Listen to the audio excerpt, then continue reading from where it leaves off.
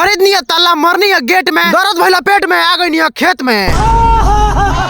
खैले बड़ा सा पास्ता, लगैले बड़ा सा गेहूं में रास्ता। खेत वाला से कहत रहा से इतना दिक्कत होता तो गेहूं के काट के मुख बोदो। आई बात सुन के खेत वाला कहता तेरी माँ के चूत।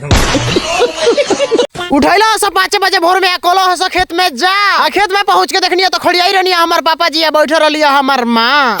बिना मतलब के प्यार करे जे सुदामा एक गरीब व्यक्ति था जिसका दोस्त था मोहन। बोरा लेके खेत में आइरनिया फेंके करला सोहन।